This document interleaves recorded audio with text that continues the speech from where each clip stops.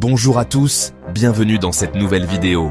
Aujourd'hui, parlons d'un sujet crucial qui touche directement votre portefeuille et votre pouvoir d'achat, l'inflation. C'est un phénomène économique complexe, mais nous allons essayer de le décortiquer ensemble de manière simple et accessible. Vous l'avez sûrement remarqué lors de vos dernières courses. Avec la même somme d'argent, on achète de moins en moins de choses. Le chariot se remplit moins qu'avant, et on a l'impression que les prix augmentent sans cesse. L'inflation, en termes simples, c'est la hausse générale et continue des prix des biens et des services dans une économie. C'est un peu comme une érosion silencieuse qui grignote petit à petit votre pouvoir d'achat, réduisant la valeur de votre argent au fil du temps.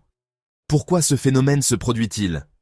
Une des raisons principales est que si les banques centrales créent beaucoup d'argent en augmentant la masse monétaire en circulation, mais que la quantité de biens et de services disponibles à l'achat n'augmente pas proportionnellement, alors mécaniquement, les prix montent. C'est la loi de l'offre et de la demande. En résumé, plus d'argent en circulation pour un même nombre de produits disponibles sur le marché, la valeur de chaque euro ou de toute autre devise a tendance à baisser, car il y a plus d'argent disponible pour acheter la même chose. Le résultat direct de cette situation est que votre épargne, même si elle est placée sur un compte, perd de la valeur chaque année à cause de cette inflation. Pour vous donner un ordre d'idée, si l'inflation est de 2% par an, ce qui est souvent considéré comme un objectif pour les banques centrales, vos 100 € placés sur un compte, sans intérêt supérieur à l'inflation, n'en vaudront plus que 98 en termes de pouvoir d'achat l'an prochain. C'est précisément pour cette raison que beaucoup de personnes cherchent des alternatives d'investissement pour tenter de protéger leur argent de cette érosion monétaire, comme par exemple le Bitcoin et d'autres crypto-monnaies. Mais alors, qu'est-ce que le Bitcoin ? C'est une question que beaucoup se posent face à cette innovation financière. C'est une monnaie 100% numérique, existant uniquement sous forme de code informatique. Elle a été créée en 2009 par une entité mystérieuse, connue sous le pseudonyme de Satoshi Nakamoto. Son identité réelle reste un mystère à ce jour. Contrairement à l'euro ou au dollar, elle n'existe que sur Internet, elle n'a pas de forme physique. Elle fonctionne sans l'intermédiaire d'une banque centrale ni d'un gouvernement. C'est un système financier alternatif. Toutes les transactions en Bitcoin sont enregistrées de manière permanente dans une blockchain, un registre public accessible à tous. Ce registre est partagé et maintenu par des milliers d'ordinateurs répartis à travers le monde. Grâce à cette structure, il est pratiquement impossible de tricher ou de modifier une transaction une fois qu'elle a été validée. La sécurité du système est assurée par le réseau lui-même, grâce à des mécanismes cryptographiques complexes. De nouveaux bitcoins sont mis en circulation grâce à un processus appelé minage. Des ordinateurs puissants, situés partout dans le monde, résolvent des calculs complexes pour valider les transactions et les ajouter à la blockchain. En récompense de leur travail, les mineurs reçoivent une certaine quantité de bitcoins nouvellement créés. Pour pouvoir utiliser le bitcoin, vous devez posséder un portefeuille numérique, une sorte de compte bancaire virtuel. L'accès à ce portefeuille est protégé par une clé privée secrète, une longue chaîne de caractères.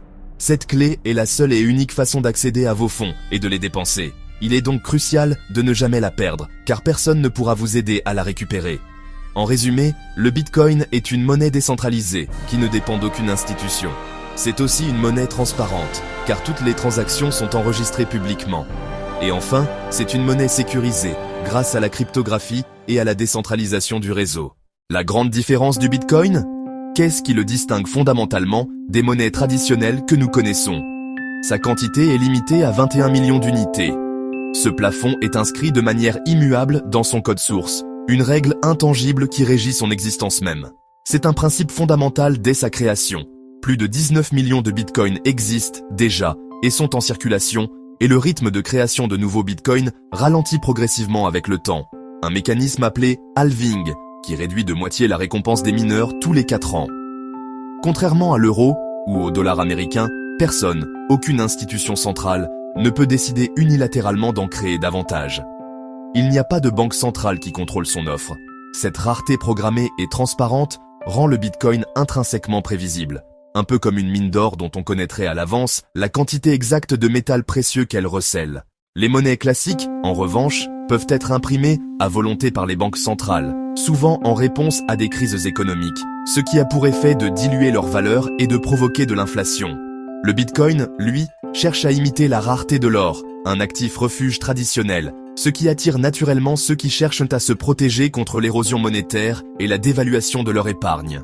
C'est donc cette opposition fondamentale, une offre potentiellement illimitée pour les monnaies fiduciaires, contre une offre strictement limitée et contrôlée pour le Bitcoin, qui fait du Bitcoin un sujet central et passionnant dans le débat actuel sur la nature de la valeur de la monnaie et son rôle dans l'économie mondiale.